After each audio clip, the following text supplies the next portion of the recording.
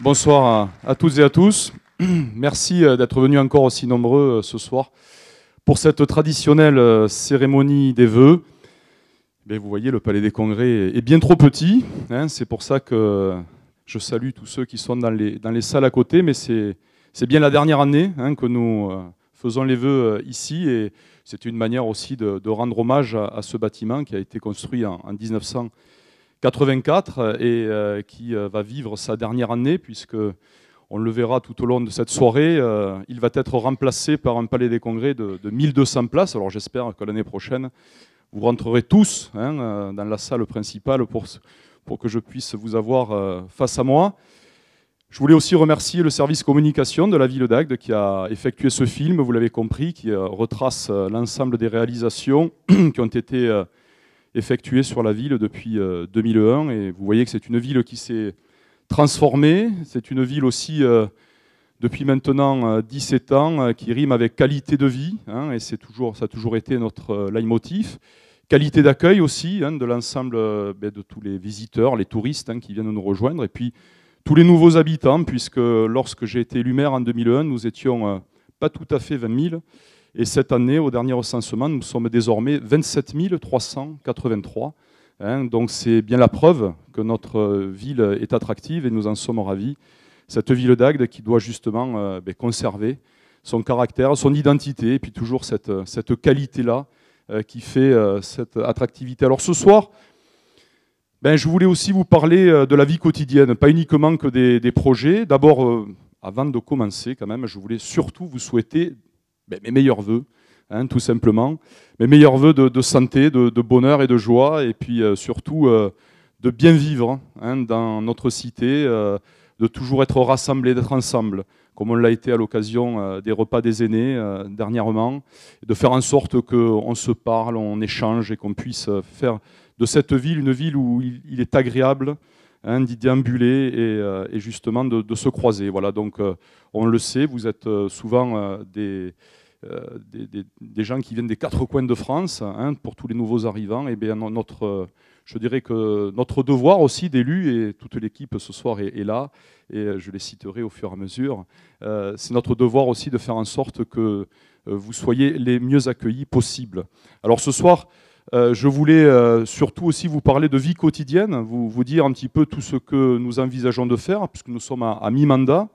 Et l'occasion m'est donnée de justement faire le bilan que vous avez vu sur ce petit film avec le drone.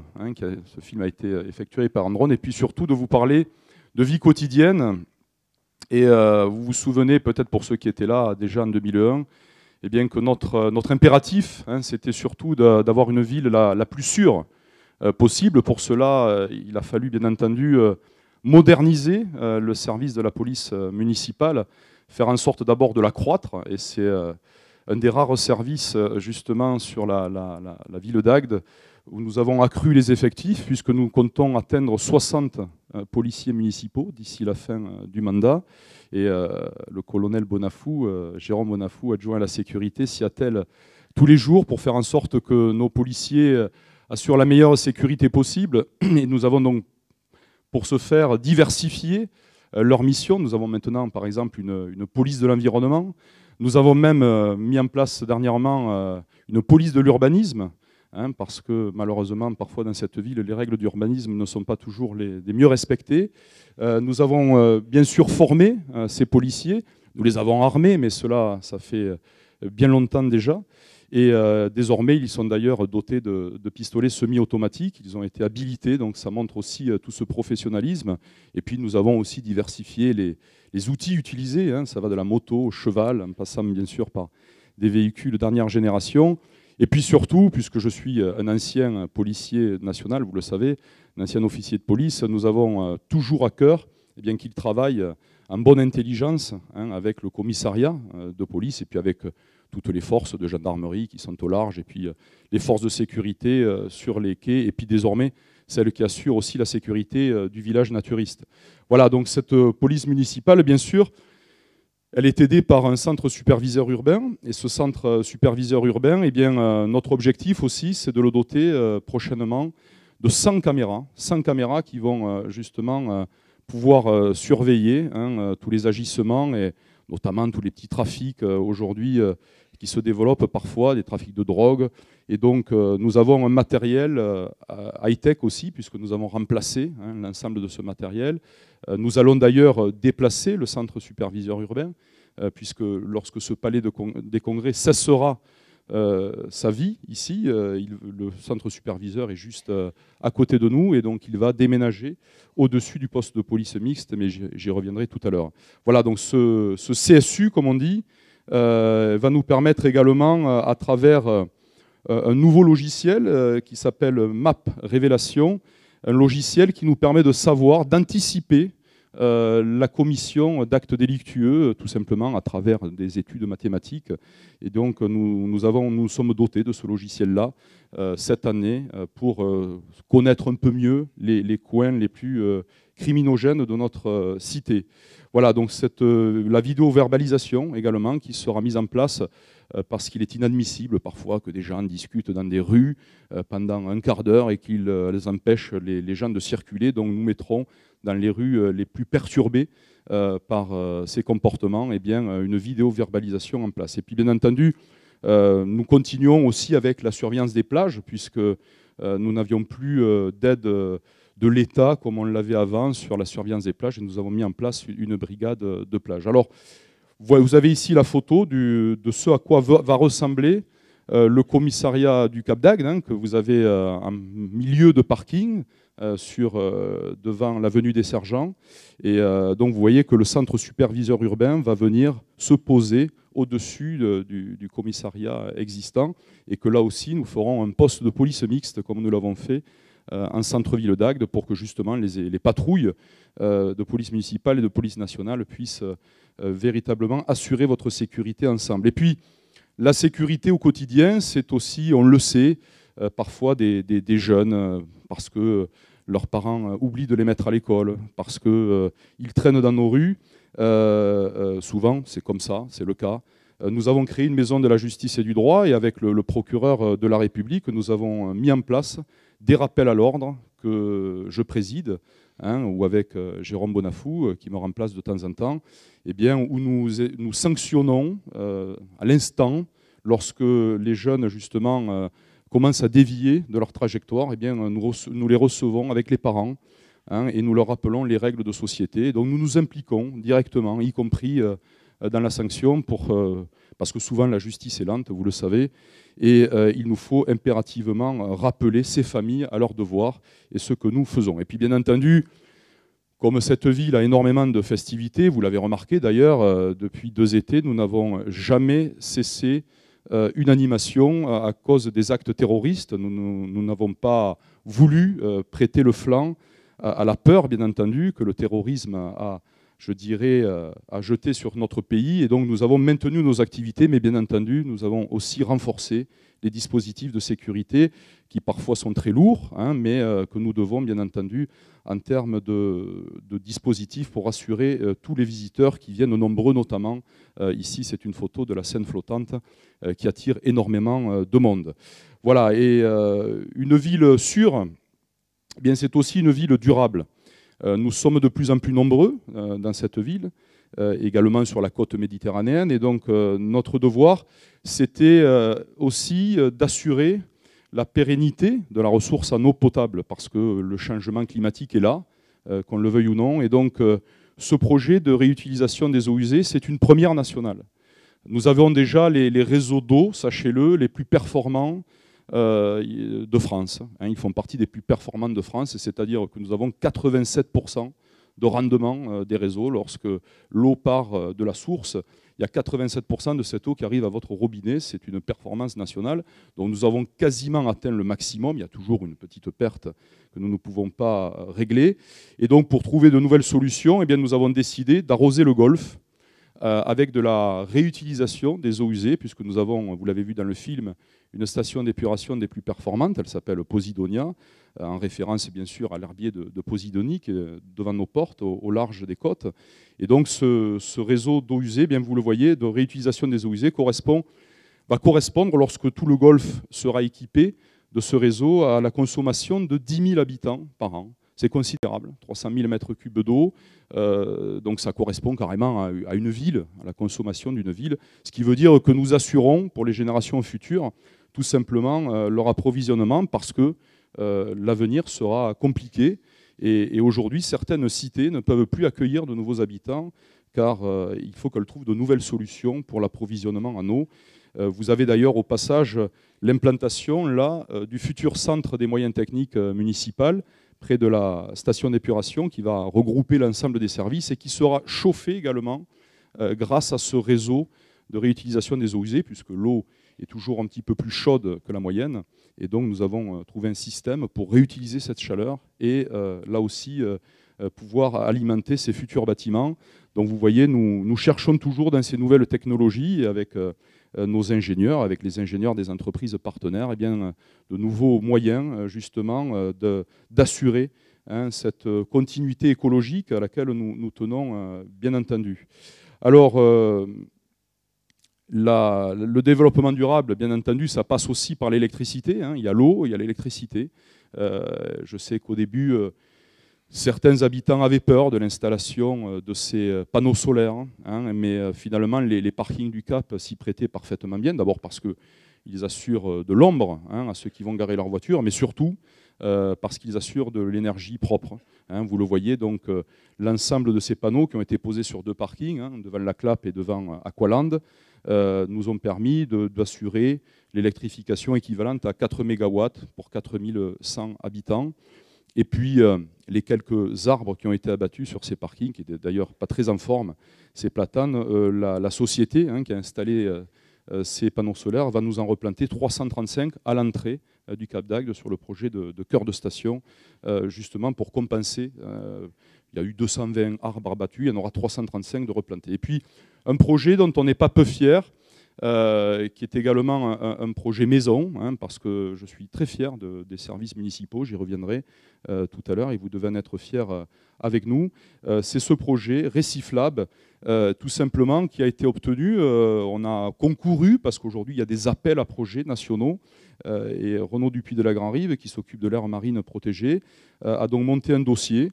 Et ce dossier consiste tout simplement à restaurer la biodiversité à travers des récifs que nous allons mettre au pied des mouillages. Vous savez, les mouillages que vous avez devant la plage, lorsque vous allez vous baigner, il y a des mouillages aux 300 mètres qui assurent la sécurité des baigneurs. Eh bien, au pied de ces mouillages, il y aura un récif à chaque fois. Un récif également sous le futur ponton de Brescou qui va être rénové complètement. Et puis, nous aurons également ce récif qui va servir d'abri aux poissons, mais également, on va dire un petit peu de cathédrale immergée, excusez-moi mon père, mais de cathédrale immergée pour les plongeurs sous-marins, qui va être d'ailleurs fait avec une imprimante 3D, avec du béton en imprimante 3D. C'est vraiment révolutionnaire et nous allons donc pouvoir immerger tout cela au large de nos côtes. Alors c'est sûr, vous pourrez les voir que si vous mettez la tête sous l'eau, mais je vous les recommande. Et puis, également, une dernière technologie que nous allons mettre en œuvre, c'est la géothermie marine. Cette géothermie marine, c'est très simple. Le principe consiste tout simplement à faire de l'eau chaude et à faire marcher vos climatisations, faire marcher tout cela grâce à la température de l'eau du port, qui est toujours constante tout au long de l'année. Et donc aujourd'hui, des sociétés ont trouvé le moyen de convertir tout simplement cette énergie et de la récupérer. Donc le futur projet de cœur de station, l'ensemble des bâtiments seront chauffés avec cette énergie, et également les futurs bâtiments, j'y reviendrai tout à l'heure, qui seront présents sur l'île des Loisirs. Donc là aussi, c'est une marque de fabrique de cette station qui ne veut pas s'endormir sur ses lauriers, mais qui veut montrer aussi qu'elle a de l'avenir et qu'elle a des idées. Alors un des projets phares également qui va nous occuper dans les années à venir, c'est la réhabilitation de l'éco-accueil du Bagnas, lorsque vous allez entre Agde et Marseillan, ou jusqu'à Sète, et je salue d'ailleurs les élus sétois qui sont là ce soir. Vous voyez ce grand Bagnas, comme on dit, c'était les anciens salins du Midi. Et donc nous allons les réhabiliter parce qu'aujourd'hui énormément de visiteurs veulent visiter tout simplement la réserve d'oiseaux sauvages du Bagnas, qui est classée Natura 2000, une des plus anciennes de France, qui sert, vous le savez, de reposoir en quelque sorte à tous les oiseaux migrateurs. Et donc demain, nous pourrons accueillir un peu plus facilement les enfants et les adeptes de cette nature. Alors Agde aussi, on est dans ce concept, Agde plus belle. Alors, Acte de plus belle, c'est aussi votre quotidien. Et je tenais là-dessus à faire un zoom parce que certains esprits chagrins s'imaginent que l'on va mettre tous nos œufs dans le même panier à l'entrée du Cap d'Agde et que nous n'avons plus rien pour faire autre chose. Eh bien, pas du tout. Sachez qu'il y a encore 5 ans, nous mettions 1 million d'euros sur la voirie communale et désormais, et M. Bentajou en est ravi, nous mettons 1,5 million d'euros pour justement la réfection de vos voiries, de vos trottoirs. Et vous voyez depuis le début du mandat tout ce qui a été réalisé, 24 km de chaussées, 15 km de trottoirs. Et nous avons par exemple, monsieur le conseiller départemental, justement en magasin, la nouvelle sortie de la route de Rochelongue dont vous vous êtes occupé, et avec succès, puisque les travaux démarrent. Sébastien Frey a bien sûr mené cette opération depuis le départ, et le chantier va démarrer là très prochainement, je crois même ces jours-ci. Voilà, preuve année que nous n'oublions pas toutes ces voiries communales. Je vous rappelle quand même que nous avons 220 km de voiries, donc je dis toujours à nos compatriotes, soyez indulgents, tout le monde veut une route toute neuve, mais déjà 1,5 million d'euros, c'est pas mal, et ça nous permet de faire pas mal de travaux. Alors j'en parlais tout à l'heure, vous comme moi, nous sommes parfois un petit peu désolés de voir que certains murs, je donne cet exemple, mais ils sont patents, ne soient pas crépis. C'est-à-dire les gens font leur maison et puis ils laissent leurs murs comme ça, à nu, et tout le monde en profite. Bon, alors nous avons décidé de faire non seulement cette campagne d'incitation pour que chacun soit respectueux de l'espace public, parce que finalement, lorsqu'on a un mur pas crépi, on en fait profiter tout le monde, et de faire en sorte aussi que la fameuse police de l'urbanisme, dont je vous parlais tout à l'heure, puisse agir directement sur tous ceux qui ont commis des infractions à notre code d'urbanisme, à notre plan local d'urbanisme, que nous essayons, avec d'ailleurs Sébastien Frey, d'adapter le mieux possible à chaque quartier. Et c'est vrai que notre plan local d'urbanisme est plus contraignant que la loi SRU. On dit toujours la loi SRU avait libéralisé complètement la construction, et nous avons tenu dans certains secteurs, notamment au Gros d'Agde, pour ne citer que cet exemple-là, à ce qu'on ne puisse pas construire en dessous de 500 mètres carrés, alors que la loi SRU l'autorisait. Donc nous avons eu à cœur de mettre en place un plan local d'urbanisme contraignant pour qu'il continue à assurer aussi la qualité de vie, encore une fois, de tous ceux qui étaient déjà présents. Alors une ville qui avance, c'est aussi une ville plus propre.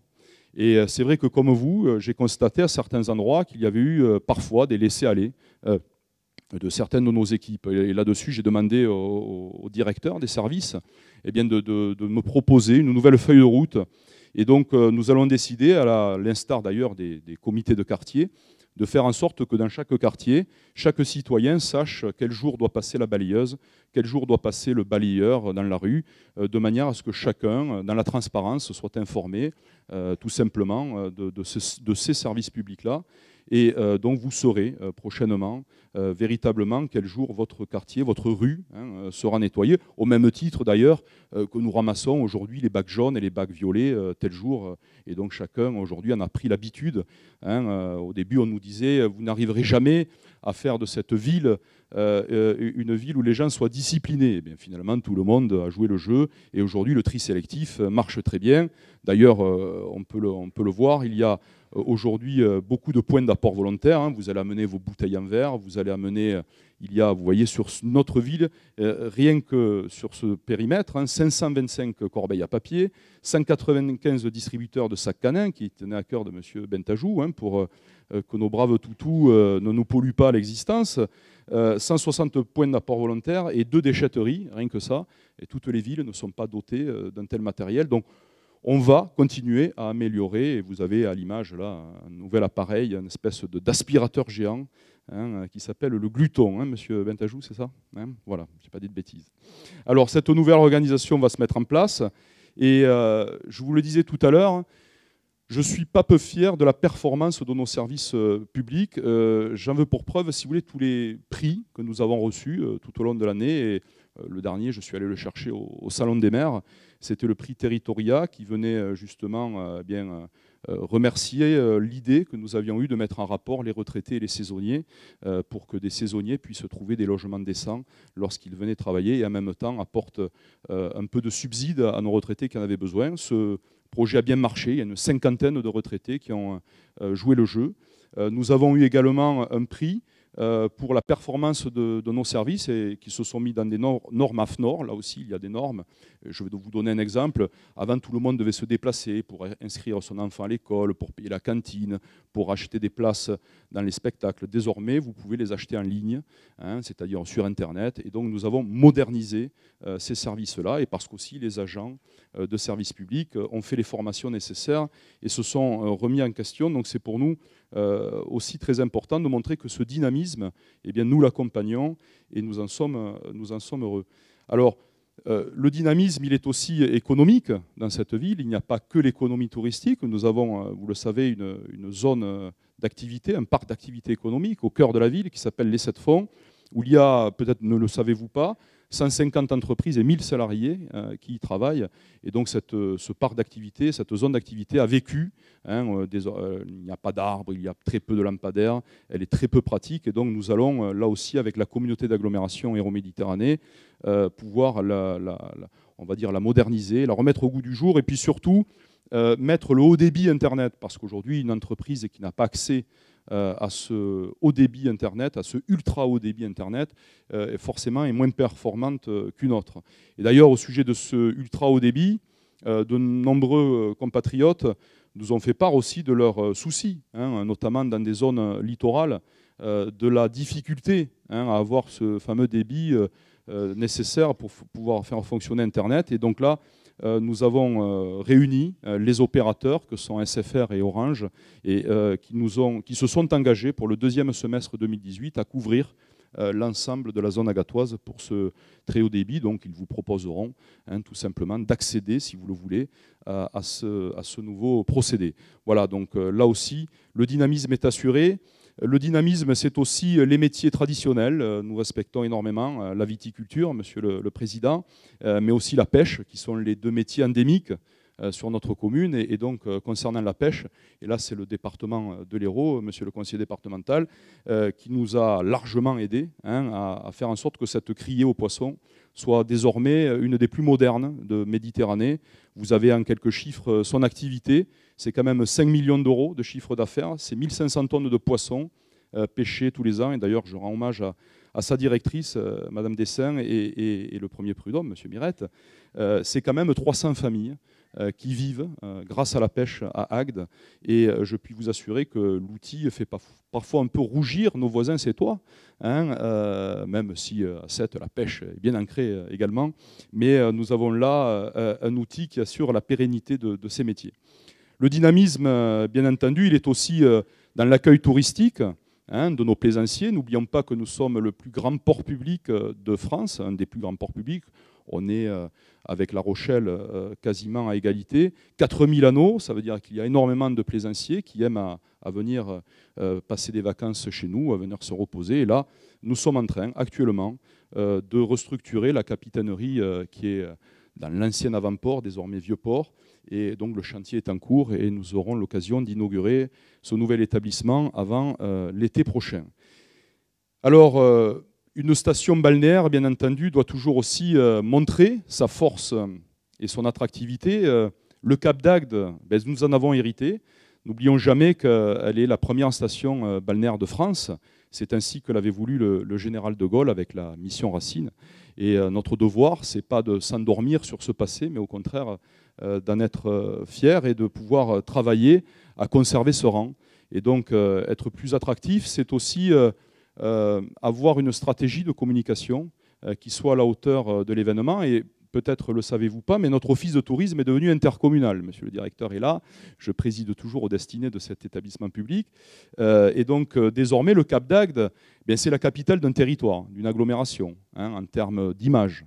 Et donc ce Cap d'Agde va s'enrichir finalement, cette destination va s'enrichir de tous les atouts qui sont autour de nous. Ils sont nombreux, de Pézenas en passant par tous les villages qui longent l'Hérault. Ces atouts sont nombreux autour de la nature, de la viticulture, du patrimoine, de l'environnement.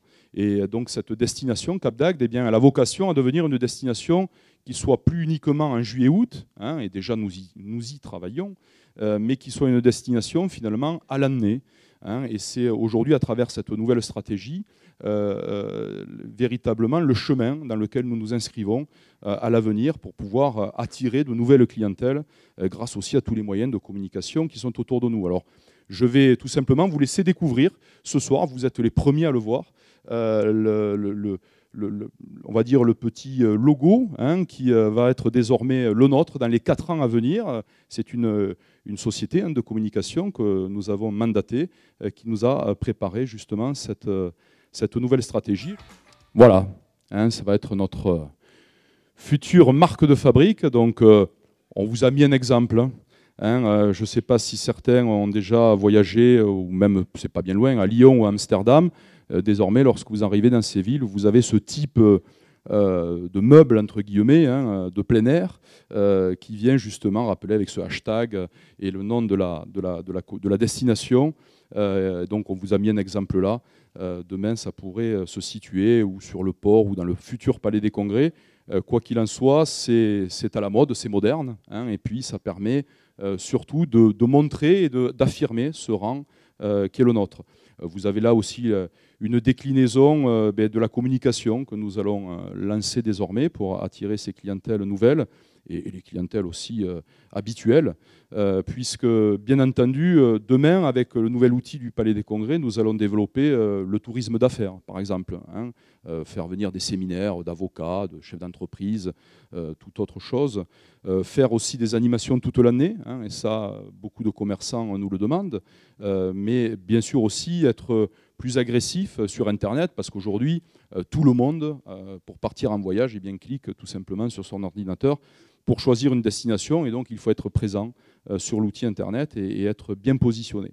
Voilà donc pour nous cette attractivité, nous sommes en train de la bâtir ensemble, hein, à travers l'agglomération. Alors cette attractivité, j'en parlais, il a le patrimoine, et donc on va un petit peu faire le tour de ville, et dans le patrimoine, bien sûr, il y a le centre-ville. Alors on le sait, le centre-ville souffre, hein, aujourd'hui c'est un quartier qui s'était un peu trop refermé sur lui-même. Notre but, c'est véritablement de l'ouvrir.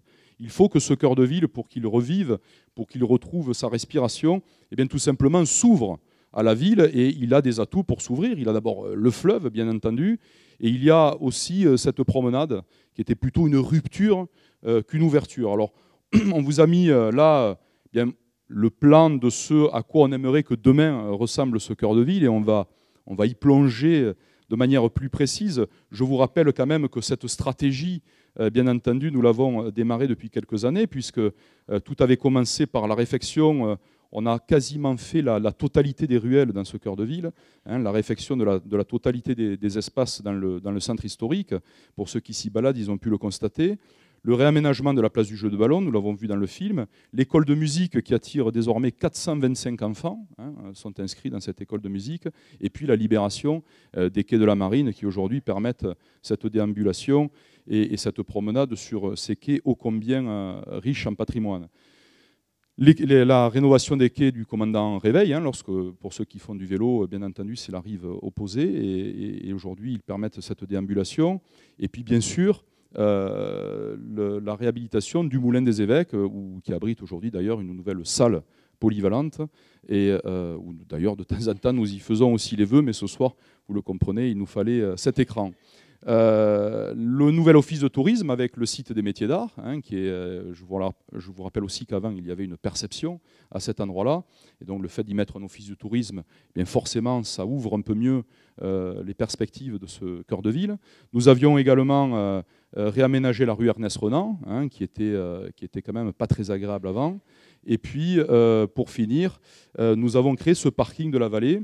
Alors c'est vrai qu'il est peu utilisé aujourd'hui, mais vous allez comprendre son utilité dans le plan, hein, de réhabilitation globale du cœur de ville, parce qu'il y a un cheminement, et forcément nous essayons chaque année d'investir pour avancer sur cette réhabilitation complète, et vous allez comprendre qu'il y a un fil rouge, hein, et dans ce fil rouge, prochainement, nos projets pour continuer dans cette voie, eh bien vous les avez là. C'est dans un premier temps la promenade, et donc cette promenade, il faut qu'elle devienne un véritable lieu d'ouverture entre le cœur de ville et le reste de la ville. Aujourd'hui, c'est un parking, la promenade. Et donc finalement, les voitures qui y sont garées font plutôt obstacle à l'envie d'aller en cœur de ville que, je dirais, une force attractive. Et donc, c'est de supprimer complètement le parking sur cette promenade. Les parkings, d'ailleurs, que l'on retrouvera en élargissant le parking qui est derrière la MJC et la Poste.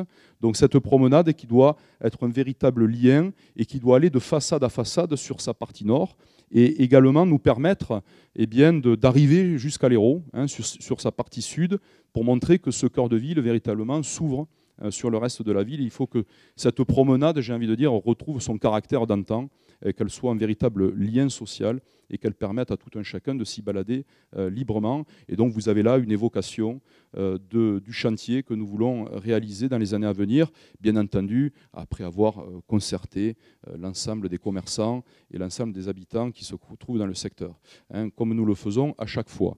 Ensuite, de la nouvelle promenade, nous avons à cœur tout simplement de relier les quais de la Marine à ce fameux parking de la Vallée. Et là, le chantier commence cette année.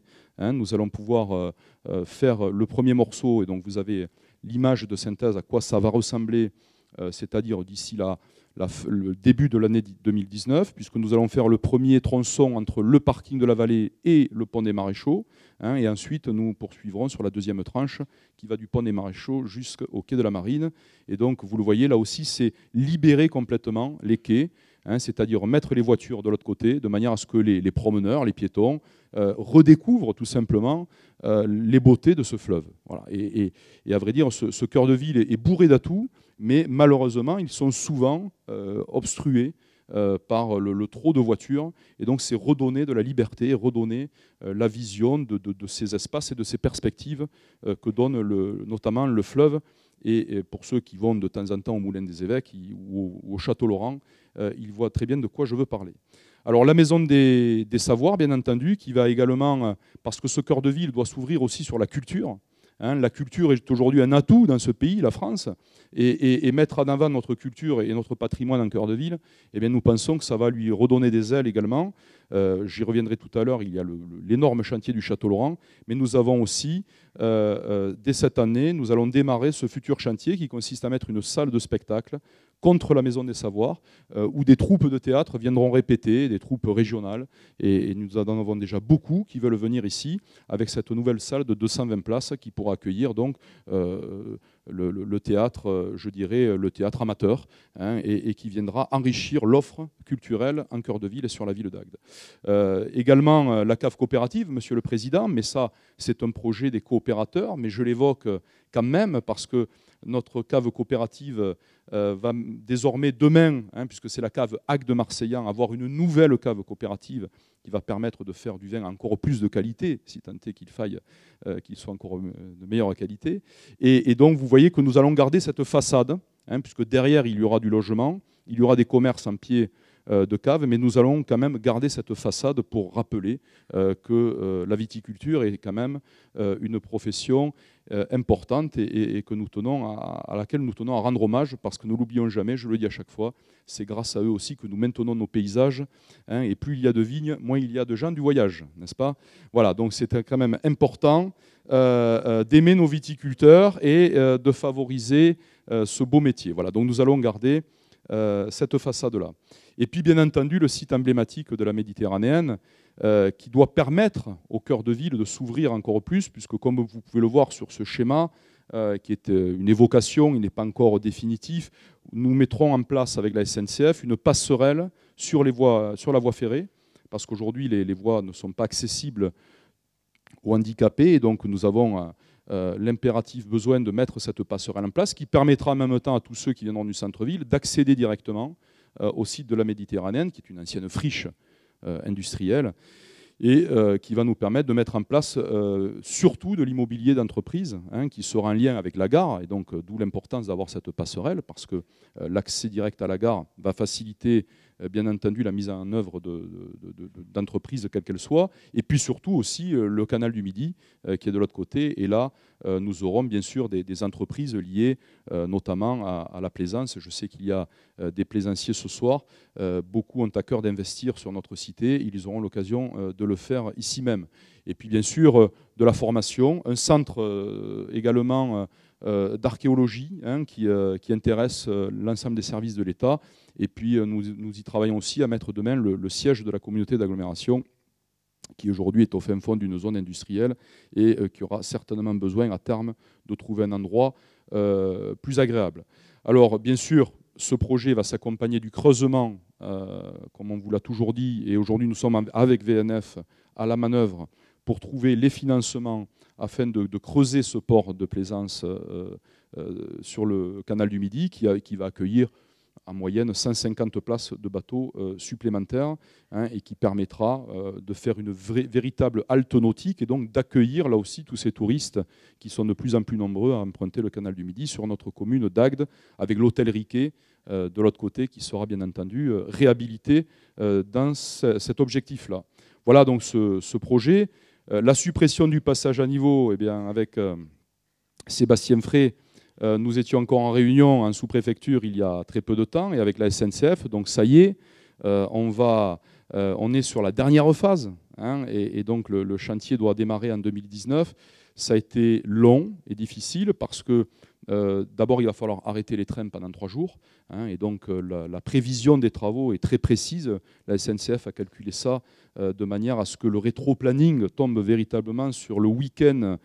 Parce qu'arrêter des trains, vous le comprenez, c'est plus difficile que d'arrêter des voitures, parce qu'il n'y a pas de déviation possible.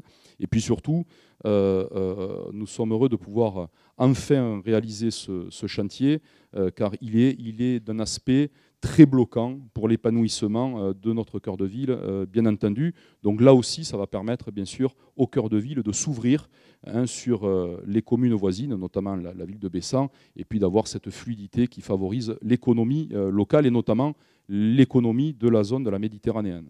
Et puis le chantier phare en matière culturelle, vous le savez tous, c'est la Villa Laurence ou le Château Laurent, tout dépend comment on veut l'évoquer. Le chantier a démarré, c'est le plus gros chantier de la région Occitanie. Et d'ailleurs, la région nous aide beaucoup sur ce chantier-là, mais également l'État. La DRAC, la Direction régionale des affaires culturelles, donc, met la moitié des subventions sur ce chantier-là. C'est véritablement pour nous, je dirais, une très très très belle surprise. Et quand je dis surprise, c'est surtout des aides, parce que nous connaissons la valeur de cette villa. Elle est unique au sud de la Loire. Et même la présidente de région, lorsqu'elle est venue visiter cet endroit, nous a dit ça va être pour vous phénoménal en termes de visite. Et donc vous voyez, on veut faire quelque chose de moderne. On veut justement, dans le style de la Villa Médicis de Rome, avoir des expositions temporaires, faire des résidences d'artistes pour que des artistes viennent s'exprimer, notamment, on va dire, dans le design, parce que c'est un condensé finalement de toutes les technologies, de toutes les beautés de la fin du XXe siècle et du XIXe siècle, pardon. Et donc nous avons là véritablement un bijou qui va très certainement booster, en tous les cas favoriser la fréquentation du cœur de ville et de toutes ces beautés autour. Ce chantier, 10 millions d'euros, c'est quand même pas rien. Madame Antoine, et ces 10 millions d'euros, nous avons 80% de subventions. Le chantier sera terminé donc en 2020, parce que vous comprenez bien que c'est un chantier qui demande une précision et en même temps des qualités artistiques particulières. Voilà, donc Agde, bien entendu, nous préoccupe, le centre-ville d'Agde nous préoccupe, et ceux qui s'imaginent que nous avons abandonné le centre-ville d'Agde, j'espère ce soir, seront convaincus du contraire. Bien sûr, au milieu, vous le savez, depuis toujours, on le revendique, entre le Cap, le Gros et Agde, il y a cette planaise que nous avons commencé à aménager avec le centre aquatique, avec les stades de rugby, avec l'école du littoral qui est contre, et puis bien entendu tous les services de l'agglomération qui sont situés dans les anciens radars. C'est une sorte de poumon vert que nous voulons conserver pour garder l'identité de chaque bourg, de chaque coin de notre ville, le Cap d'Agde, le Gros d'Agde et Agde Centre. Donc ici, nous avons bien entendu pas voulu qu'il y ait d'autres constructions que des constructions à caractère ludique, hein, et c'est pour ça que nous avons à cœur aussi de voir se réaliser ce futur centre équestre qui permettra demain d'avoir de nouveaux visiteurs qui viendront faire du cheval. Vous avez ici voilà, le plan de ce futur centre équestre. Et donc, nous aurons des visiteurs sur cette planaise et qui auront le loisir d'aller faire du cheval dans cet espace qui est assez remarquable, que nous devons d'ailleurs poursuivre, hein, continuer à aménager. Pour continuer à l'aménager, vous voyez, ça part finalement depuis la passerelle Guy Toureau, hein, lorsqu'on descend par ce chemin, le fameux sentier de l'archipel, et donc ça traversera, et nous allons terminer la traversée de cette planaise avec l'aménagement notamment de jardins et jusqu'aux rives de l'Hérault, hein, puisque ce chemin va arriver jusqu'à là-bas. Et donc, encore une fois, c'est un aménagement qui sera au bénéfice, bien entendu, des Agatois, mais aussi au bénéfice de toute l'activité touristique, puisqu'on l'a vu tout à l'heure dans notre nouveau logo, la nature prend une place prépondérante. Bien entendu, mon père, on ne vous oublie pas. Hein, réhabiliter, je vais dire, nos églises et nos cathédrales font partie aussi de nos devoirs historiques. J'en parlais tout à l'heure de nos devoirs vis-à-vis de la station balnéaire du Cap d'Agde, mais nous avons aussi des devoirs vis-à-vis de tout ce patrimoine, je dirais, autour de notre religion. Et Christine Antoine me le rappelait encore dernièrement, bientôt nous pourrons inaugurer, hein, cette église de Notre-Dame, Yvonne Keller aussi, puisqu'il ne nous reste plus, je crois, que la chapelle de la Vierge à l'intérieur à rénover. Il y a déjà la chapelle de Notre-Dame, il y aura donc l'église. Vous savez que c'est un ancien cloître, hein, qu'il y avait des moines avant ici. Et sur ce magnifique site de la Genouillade, nous devons aussi réhabiliter l'ensemble de l'espace public, hein, qui va finalement relier tous les espaces remarquables de ce secteur, qui est très riche, puisqu'il y a la Vierge posée au milieu de cette place. Et donc nous allons réhabiliter tout cet espace-là, de manière à ce que et les pétanqueurs et les visiteurs puissent bien entendu mieux se repérer. Et puis je sais, Monsieur Casajus, que vous avez à cœur de remettre au goût du jour les fameuses processions, hein, qu'il y avait à l'époque. Et puis j'ai envie de vous dire, c'est aussi un peu de tourisme pour nous, donc merci, hein, parce que ça fait aussi de l'activité économique et tout ça. Eh bien, c'est toujours bon à prendre, hein, pour les commerçants, les hôteliers et les restaurateurs du secteur. Voilà, donc un projet que vous verrez également bientôt à l'œuvre. Alors, j'ai envie de dire, il faut terminer bien sûr par surtout notre notion d'attractivité. Je le disais tout à l'heure, notre devoir, c'est bien sûr de conserver cette première place, de faire en sorte que le Cap d'Agde affronte le XXIe siècle la tête haute, avec tous les atouts qui sont les siens déjà depuis maintenant bientôt 50 ans, mais qu'il puisse aussi affronter l'avenir avec de nouveaux atouts.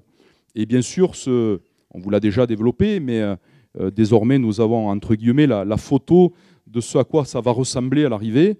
Ce nouveau quartier que nous avons dénommé cœur de station, ce n'est pas juste une entrée de station, c'est un cœur de station parce qu'il va permettre de relier, je le rappelle, l'ensemble des quartiers du Cap d'Agde au quai. Et vous êtes de plus en plus nombreux à vivre à l'année au Cap d'Agde, ne l'oublions pas. Hein, à l'époque, lorsque justement Racine avait imaginé cette station balnéaire, il ne savait pas que 50 ans après, il y aurait 7000 habitants qui vivraient à l'année au Cap d'Agde. Et donc, notre devoir, c'était de trouver aussi, à travers ce nouveau quartier, d'abord un nouveau palais des congrès, parce que, voilà, en 84, il devait y avoir même pas 10 000 habitants dans cette ville. Aujourd'hui, nous sommes plus de 27 000. Et donc, vous voyez bien que, et je les resalue à nouveau, il y a certains qui n'ont pas pu venir dans la salle principale. Donc, le nouveau palais des congrès de 1200 places, et avec, bien entendu, ce projet iconique qui a été dessiné par l'architecte Villemotte. Et donc les deux autres bâtiments qui sont derrière, le casino et le palais des congrès, dessinés par l'architecte Philippe Bonon du cabinet A+. Et nous croyons, toute l'équipe municipale croit énormément à la signature architecturale. Parce que aujourd'hui, relever le gant de l'avenir, de l'attractivité au Cap d'Agde, c'est aussi marquer, hein, le visuel, c'est donner un visuel agréable et c'est mettre l'architecture au cœur de nos projets. Et c'est ce que nous avons voulu dans le choix de ces projets-là, puisque nous l'avons fait solennellement, en équipe, et nous avions le choix entre plusieurs projets. Nous avons toujours choisi le projet qui nous semblait être le plus adapté pour affronter le marché de demain. Et donc vous avez, je rappelle quand même, ce plan routier qui, au passage, c'était des habitants du village naturiste. D'ailleurs, ce soir, je ne peux pas parler de tous les secteurs, je ne parle pas du village naturiste, mais je leur promets que je leur en parlerai à eux spécifiquement.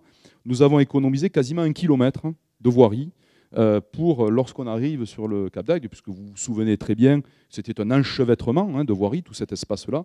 Nous l'avons reconfiguré. Nous avons finalement regagné de l'espace public sur des espaces que l'on croyait perdus. Et donc, je dirais, l'ingénierie routière nous a permis, vous voyez, de libérer un espace énorme au milieu de la station, alors même que au départ, les anciens l'avaient prévu pour justement, vous vous souvenez, accueillir que des routes, des sorties, des entrées. Et donc, vous voyez quand même l'espace que maintenant nous avons libéré. Et donc, nous allons créer de l'espace public, non seulement le Palais des Congrès, un nouveau casino, mais également... Alors, on a conservé, vous l'avez remarqué, bien sûr, l'office de tourisme. Et on continuera quand même à le voir, monsieur le directeur, il sera parfaitement mis en évidence, puisque nous aurons cette nouvelle place, en bout de la Rambla, qui va mener jusqu'au Palais des Congrès et au casino, et puis à l'hôtel, là, qui est sur la droite. Et donc, nous aurons cette magnifique place publique. D'ici, vous allez voir le chantier qui se fait encore cette année, et vous pourrez, je l'espère, en profiter très prochainement. Alors voilà, on ne va quand même pas laisser tomber notre office de tourisme, on le conserve dans son jus, puisqu'il est l'évocation aussi de l'architecture de 1970, mais en même temps, nous allons lui redonner des couleurs, justement avec la nouvelle communication que nous allons mettre en place pour vanter la destination Cap d'Agde Méditerranée. Et voilà, vu en gros du Palais des Congrès, ou un petit peu au-dessus, ce que donnera ce nouveau quartier. Vous voyez qu'il sera parfaitement relié avec les quais du Centre-Port. Il vient s'imbriquer là de manière harmonieuse pour justement rappeler à tous les visiteurs demain qui vont arriver sur le Cap d'Agde, la première vision qu'ils auront, c'est bien sûr ce nouveau quartier qui, au passage, est le plus grand chantier aujourd'hui sur la Méditerranée française en cours. Et nous en sommes également très fiers. Et bien sûr, là, vous avez en ce moment la construction de cette rampe qui va relier les deux bâtiments, le casino et le Palais des Congrès, qui est quand même une prouesse technique. Et au passage, toutes les entreprises qui aujourd'hui travaillent sur ce chantier sont à l'œuvre. Et je les salue parce qu'ils font un travail exactement dans le timing que nous avions prévu. Et c'est toujours agréable lorsqu'on a affaire à de bons professionnels. Donc voilà une évocation. Je rappelle d'ailleurs que nous aurons, et je remercie les Sétois qui nous ont laissé Dirosa, le fameux artiste Dirosa, qui est sétois et qui est connu maintenant de manière européenne, qui va faire la plus grande œuvre d'art sur un bâtiment, je pense presque au niveau national, je ne veux pas trop en faire, mais la résille là, qui est autour donc, des deux bâtiments sera donc décorée, a été en tous les cas travaillé, les motifs imprimés dans cette résille métallique ont été travaillés par l'artiste Dirosa, sétois, et vous verrez, cette résille sera remarquable, elle va tout simplement rappeler que nous sommes dans un milieu marin. Alors vous avez là d'ailleurs une vue de la future salle dans laquelle nous nous retrouverons l'année prochaine, puisque ce bâtiment doit être terminé à la fin de cette année. Et vous avez là une évocation de la salle de 1200 places. Bon, bien sûr, il n'y a pas encore les fauteuils, mais ça ne saurait tarder. Donc, il nous accueillera pour les futurs spectacles, les futurs séminaires et les futurs vœux. Également, bien sûr, ce casino, donc le groupe Barrière va devoir... alors là aussi, je tiens à justement éclaircir les choses. Oui, la ville est propriétaire de ce bâtiment. J'y ai tenu, tout simplement pour que les Agatois restent maîtres de leur avenir. Nous le louons en fait au groupe Barrière, qui en fait va nous le rembourser, tout simplement. Il sera payé à la fin de la délégation de service public. Et lorsque les futurs édiles de cette commune auront à repenser l'avenir de ce casino, eh bien, ils n'auront pas de soucis puisque le casino sera propriété de la ville. Voilà, donc aujourd'hui, nous avons un locataire qui est le groupe Barrière, qui est quand même le premier groupe casinotier au niveau national et qui a à cœur aussi de faire des animations et de bien faire dans cet établissement qui est pour eux le plus moderne, bien entendu, au niveau national. Donc vous le voyez, nous avons également, et je sais qu'ils sont nombreux ce soir, à cœur de réouvrir notre île des loisirs sur le port du Cap d'Agde. Et pour ce faire, nous avons d'abord raisonner à travers le plan local d'urbanisme. Parce qu'il fallait que la ville sorte gagnante dans cette affaire pour pouvoir réhabiliter l'ensemble des espaces publics. Et donc, nous avons, là où vous voyez les 4 ou 5 immeubles sur la gauche de cette image, nous avons donc fait passer constructibles ces terrains qui étaient à la ville, ce qui va nous permettre de les vendre et de les échanger, bien entendu, avec une soulte positive pour la ville. Et donc, j'ai envie de dire, la réhabilitation de cette île des loisirs ne coûtera rien aux contribuables, puisque c'est juste de l'ingénierie financière qui va nous permettre de financer cette réhabilitation. Et je veux remercier aussi Gérard Mian, notre adjoint aux finances, parce que lorsque nous pensons à des projets aussi, je dirais, avec un caractère assez remarquable et assez impressionnant, bien entendu, ce type de réhabilitation commence à se chiffrer vite. Hein. Vous êtes tous allés à l'île des loisirs, vous avez tous vu dans quel état elle est. À l'époque, je dirais, les établissements se sont mis les uns à côté des autres. Il y en a certains d'ailleurs qui ont encore brûlé cet été. C'est désolant. Hein. Cette entrée d'île des loisirs est désolante. Nous avons donc à cœur de lui redonner ce caractère insulaire, hein, qu'elle a. Je rappelle qu'à l'époque, elle a servi de remblai, hein, lorsque le Cap s'est créé. Donc là, vous avez les 2 boîtes de nuit que nous voulons, vous voyez, on va dire, embellir, hein, avec un aménagement qui sera autour de ces boîtes, enfin de ces nightclubs. Hein. Nous avons, oui, c'est un peu désuet, comme on va dire, de ces boîtes de nuit. Hein. Nous avons également en bout, et je le rappelle, c'est un engagement que nous avons pris, de mettre des loisirs de jour. Hein, et donc l'aquarium qui est situé aujourd'hui, vous le savez, sur le quartier du Vieux-Port, viendra donc sur cette île des loisirs. Et donc pour lui offrir le meilleur écrin possible, il fallait une esplanade pour arriver à cet aquarium où on va repositionner des commerces qui viendront enrichir l'offre sur le Cap d'Agde et, je dirais, faire en sorte d'attirer aussi une nouvelle clientèle sur cette île des loisirs qui, on le sait, malheureusement, parfois est un peu turbulente en fin de nuit. Donc nous avons à cœur là, de réussir ce projet que nous allons démarrer également à la fin de l'année, puisque nous avons acquis la plupart de ces petits commerces là, que vous voyez sur la droite, et notamment à côté de celui qui avait brûlé l'été dernier, et puis surtout de recréer cette balade piétonne, hein, autour de l'île, pour que chacun puisse profiter avec son chien, avec sa poussette, avec ce qu'il veut d'ailleurs, de ces paysages, hein, qui sont quand même à redécouvrir, parce qu'aujourd'hui finalement lorsqu'on balade sur l'île des loisirs, on ne sait même plus qu'on est sur une île. Hein, et donc le but c'est de découvrir le Cap d'Agde autrement, et je puis vous assurer que depuis les petites plagettes là, et depuis les berges de cette île des loisirs, le Cap d'Agde est vraiment remarquable. Voilà donc le projet qui va nous occuper aussi. Vous voyez qu'on a beaucoup de pain sur la planche. Hein, alors tout ça, je tenais moi à en remercier bien sûr les services, hein, techniques, tous les ingénieurs, tous les directeurs et en même temps tous ceux qui ont planché, hein, qu'ils soient à l'agglomération Hérault-Méditerranée ou sur la ville d'Agde, puisque là nous avons bien sûr des partages de compétences. Mais quoi qu'il en soit, le but, c'est toujours de faire une ville plus belle, plus agréable à vivre et plus attractive, vous l'avez compris, avec toujours, je le dis, les finances qui sont les nôtres. Hein. Et je sais qu'en sortant de là, il y en a qui vont me demander mais comment vous allez faire sans augmenter les impôts? Voilà, eh bien non, on ne va pas les augmenter. Hein.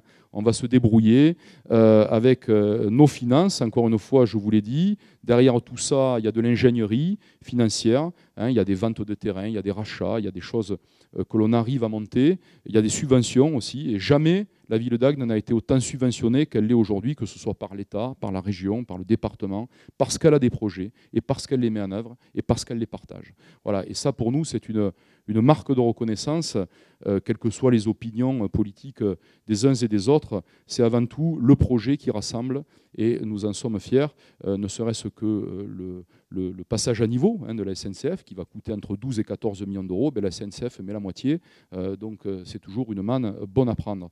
Et donc, le fait de pouvoir rassembler tous ces partenaires, le fait aussi que vous soyez chaque année plus nombreux à venir vivre chez nous, eh bien, ça nous montre que nous sommes sur la bonne voie et que cette ville doit se moderniser, doit continuer justement à investir et à bâtir, d'autant qu'une station balnéaire ne peut jamais s'arrêter d'investir, sinon elle perd son rang, et nous n'avons absolument pas envie de le perdre. Il en va aussi de l'avenir de tous nos commerçants, de toutes nos entreprises qui sont là, qui créent de l'emploi, et je tiens à les en remercier à l'année et en saison sur cette ville, et on en a tous besoin pour que nos enfants restent ici et continuent l'œuvre que nous avons à cœur de terminer à la fin de ce mandat en bonne et due forme pour que justement demain Agde soit toujours plus belle. Alors encore une fois, je vous remercie de votre attention, je vous re-souhaite des meilleurs vœux de bonheur, de joie et d'énergie pour vous aussi, chacun à votre niveau, nous aider à contribuer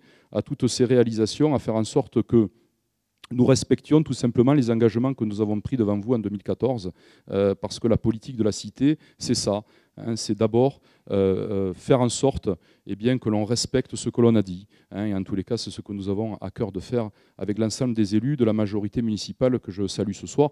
Et je salue aussi d'ailleurs tous les maires que je viens de découvrir, là, qui sont là, des communes voisines de l'agglomération. Bonsoir, messieurs, puisque je ne vois pas de dame maire. Mais ce n'est pas compliqué, il n'y en a qu'une. Mais bon, je ne la vois pas, je ne vous vois qu'à vous, mais je vous salue. Et sachez, mesdames et messieurs, que demain, cette ville, c'est aussi pour vous tous que l'on fait ça. On a véritablement cette passion chevillée au corps, et la vraie politique, au sens grec du terme, et nous sommes d'origine grecque, c'est justement la vie de la cité. Voilà. Et cette cité agatoise, nous aimons la partager, et nous aimons aussi vous en rendre fiers, tout un chacun, pour que vous la portiez haut et fort dans votre cœur et haut et fort dans vos déplacements. Donc encore une fois, meilleurs vœux à tous.